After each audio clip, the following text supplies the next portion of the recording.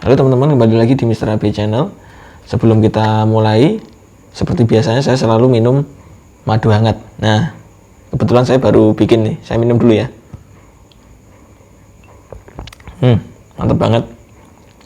Jadi untuk teman-teman yang mau bekerja atau mau bikin video atau mau beraktivitas yang nggak suka kopi, bisa bikin madu hangat ya. Kebetulan ini saya selalu minum madu Yasmin, madu alam yang berkualitas. Jadi teman-teman bisa ngecek di deskripsi ya untuk link pembeliannya. Nah, hari ini karena banyak banget teman-teman saya yang tanya, Mas, kenapa sih Mas kalau saya kerja itu uangnya cepat habis dan nggak ngumpul-ngumpul? Nah, kebetulan hari ini saya juga mau menjelaskan bagaimana cara supaya uang kita bisa terkumpul dan apa sih penyebabnya uang kita jadi cepat habis. Nah, jadi teman-teman jangan lupa sebelum nonton video saya yang selanjutnya, jangan lupa di like dan di klik tombol subscribe supaya channel kita berkembang. Begitu ya teman-teman. Nah, untuk yang pertama, kenapa sih penyebab uang kita cepat habis? Yang pertama itu boros ya. Jadi untuk teman-teman tukang cukur itu hindari untuk beli sesuatu yang sekiranya tidak penting ya bro, seperti itu. Karena tukang cukur itu pasti membutuhkan banyak peralatan seperti mesin cukur, gunting, dan peralatan-peralatan lainnya. Nah, sekiranya gunting sama mesin clipper atau mesin cukur ini masih bisa dipakai, teman-teman harusnya difungsikan dengan sangat baik dan maksimal dulu. Misalkan mesin ini nggak terlalu tua usianya dan masih bisa dirawat, bisa diservis. Jadi teman-teman bisa cari review ya untuk cara servis mesin cukur seperti itu. Nah, kebetulan di video saya yang sebelumnya juga ada cara untuk servis alat cukur, servis ringan ya maksudnya, ada di link saya di video saya sebelumnya, teman-teman bisa lihat. Nah, jadi supaya teman-teman nggak boros itu, yaitu tadi maksimalkan peralatan yang ada, dan alat-alat cukur itu harusnya dijaga dengan sangat baik, dirawat dengan baik. Jangan sampai teman-teman beli mahal tapi malah nggak bisa cara merawatnya. Jadi nanti kalau mesinnya mungkin tumpul atau mesinnya rusak, nah nanti kita pasti yang rugi sendiri gitu loh teman-teman, gitu ya. Oke, jadi waktu itu saya main ke temen sesama profesi, sesama tukang cukur. Nah, di situ kita lagi bahas soal usia mesin cukur. Nah, jadi pas waktu saya ditanya, Mas, mesin cukurnya itu bisa sampai berapa tahun? Nah, itu kebetulan punya saya itu awet banget, mesinnya merek Wall. Nah, itu kira-kira usianya sekitar 3 tahun dan masih tajam. Nah, kemudian teman saya itu mesinnya masih baru beli, belum sampai 1 tahun, tapi kebetulan mesinnya itu tumpul ya teman-teman. Jadi mungkin ini bisa jadi pelajaran, kalau misalkan mesinnya itu tajam atau tumpul itu sebenarnya bukan masalah mahal apa enggaknya harganya, tapi bagaimana cara kita merawatnya dan bagaimana cara kita menggunakannya, gitu loh teman-teman. Jadi dari situ kan kita sebagai yang punya usaha, yang punya tempat cukur itu, kita bisa meminimalisir pembengkakan biaya untuk kerusakan alat cukur gitu loh. Jadi yang namanya boros itu pasti kita ya jadi lebih banyak uang yang keluar untuk urusan kerusakan alat cukur gitu loh. Jadi untuk teman-teman pengusaha potong rambut, pastinya setiap tahun itu ada yang namanya anggaran kerusakan alat. Jadi ada yang gunting rusak, ada yang alat cukur rusak, seperti itu. Nah, untuk yang kedua yaitu gengsi peralatan-peralatan cukur. Nah, yang paling sering itu teman-teman barber itu ketika ada informasi peralatan cukur baru, yang terbaru atau yang termahal, itu pasti pengen beli, karena teman-teman di media sosial itu pasti juga mereview alat-alat cukurnya yang terbaru, seperti itu. Jadi alat cukur itu sama seperti HP teman-teman, seperti ponsel. Jadi ketika ada HP ponsel baru, pasti yang lebih canggih itu pasti teman-teman pasti pengen beli. Nah, ketika sudah beli, ada yang lebih canggih lagi, pasti teman-teman juga pengen beli lagi, seperti itu. Nah, saya kira untuk peralatan cukur itu nggak perlu gengsi ya teman-teman.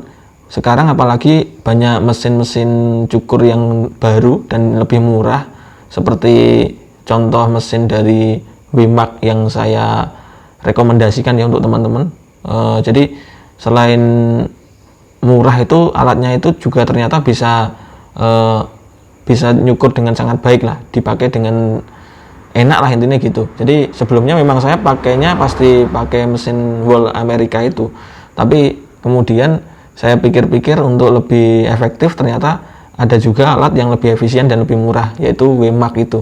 Jadi teman-teman kalau pengen cari reviewnya ya cari sendiri aja, banyak kok intinya review di YouTube soal mesin cukur itu. Jadi teman-teman jangan sampai gengsi alat cukur ya teman-teman, mulai sekarang mending uangnya ditabung aja seperti itu. Nah, ternyata penyebab uang habis itu yang ketiga adalah pelit ya teman-teman. Jadi ini mudah-mudahan teman-teman nggak pelit ya. Jadi kalau kita punya rezeki ya kita berbagi seperti itu. Contoh pelit itu macam-macam ya teman-teman. Misalkan ada orang yang mau minta-minta datang ke tempat kita, ada pengamen atau ada pengemis, terus siang-siang kita belum punya pelanggan, itu tiba-tiba kita usir atau enggak kita kasih uang gitu. Jadi mending kalau ada orang yang datang minta-minta itu ya udah kasih aja uang receh seperti itu. Jadi itu penyebab utamanya juga gitu. Nah, jadi pelit yang kedua itu tidak mau beli dagangan tetangganya seperti itu, atau tidak mau beli dagangan teman-temannya. Nah, itu juga dihindari ya teman-teman. Kalau ada teman atau ada tetangga yang jualan ya kita minimal harusnya belanja di situ lah gitu, sekali waktu, atau mungkin walaupun kita mungkin harganya agak lumayan mahal, tapi karena ini tetangga kita harus bersosial. Jadi ini yang membuka pintu rezeki ya untuk kita. Jadi teman-teman jangan sampai pelit dan menjadi penyebab uang kita malah tambah habis gitu. Jadi kalau kita mau berbagi itu insya Allah rezeki kita juga bakal dilapangkan sama Allah gitu.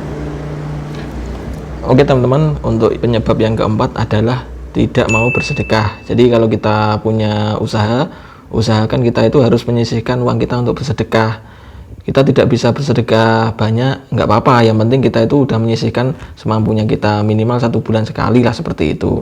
Nah ini nggak wajib sih, tapi kalau teman-teman longgar rezekinya ya harusnya bersedekah gitu. Karena kalau kita itu mau menggeser uang kita, biasanya itu uang kita jadi tambah banyak lagi gitu. Jadi nggak mungkin lah gara-gara sedekah kita jadi miskin seperti itu. Nah jadi kita budayakan untuk berbagi ya teman-teman mulai sekarang, apalagi di tengah kondisi pandemi ini banyak masyarakat yang harus kita bantu ya, walaupun kita nggak bisa bantu-bantu secara finansial. Misalkan kita lagi bikin makanan ya kita bagi-bagi makanan seperti itu. Jadi jangan lupa untuk berbagi ya teman-teman. Nah sebelum saya lanjutkan, saya mau minum madu hangat dulu biar tenggorokannya nggak serak teman-teman. Mantap banget ini madu ini teman-teman. Nah teman-teman, untuk penyebab yang kelima adalah tidak menafkahi keluarga. Nah untuk teman-teman yang sudah berkeluarga ya, kita sebagai kepala keluarga itu kita wajib menafkahi anak istri kita. Nah kemudian kita jangan sampai melupakan orang tua kita kalau kita masih punya orang tua.